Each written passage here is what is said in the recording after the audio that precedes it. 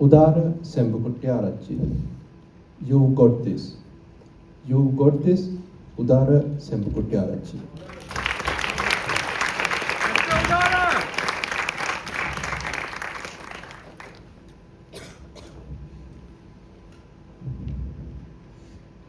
Thank you, Toastmaster.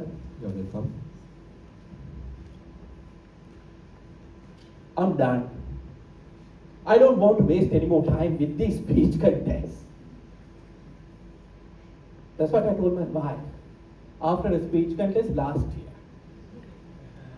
She immediately replied with something every husband has to hear sooner or later. Honey, stop being stupid. You can't give up like that. You got this. Easy for her to say.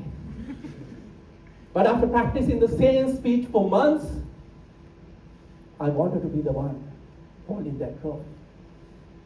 Not just to stand at the way back end.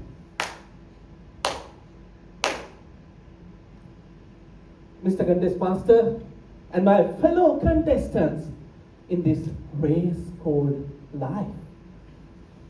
Have you ever worked so hard for something only to smile when someone else celebrates your dreams?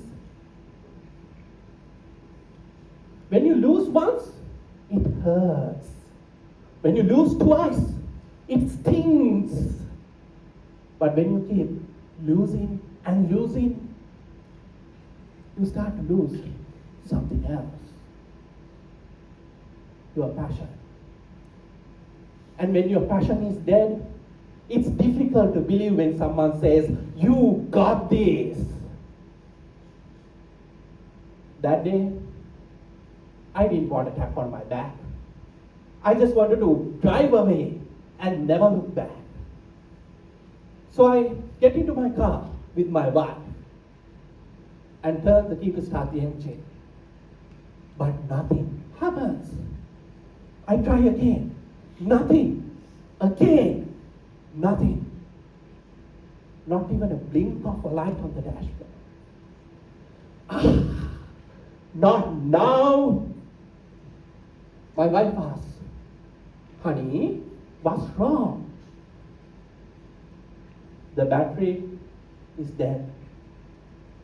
Then she asks back, what do we do now? And I have no answer to give. But my wife has a suggestion. Can't we try that jump start thing?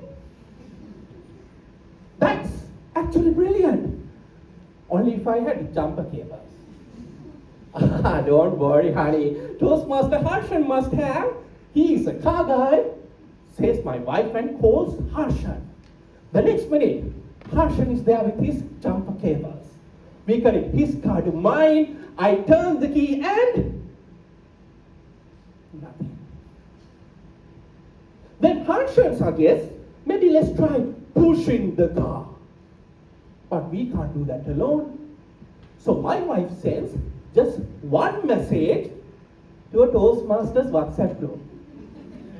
Out of nowhere, a dozen Toastmasters appear. Gentlemen rolling up their sleeves and ladies taking off their high heels. Everyone gets behind the car and starts to push. As the car moves forward, I turn the key and still nothing. When your battery is drained and every attempt to recharge fails, the worst feeling in this world creeps in. Hopelessness. But in that moment of hopelessness, I hear a tiny voice. Can I have a look? It was Sudesh, a small, humble taxi driver. Without much hope, I say, yeah, go ahead. Sudesh opens the hood, gives it to his can, and then asks for some hot water. My wife runs and brings some hot water. Sudesh slowly pours it over the battery terminals, cleans it carefully, tightens the connection, and then finally says, this battery was never dead. The connection was rusty and loose. Now try and see. I get into the car, turn the key and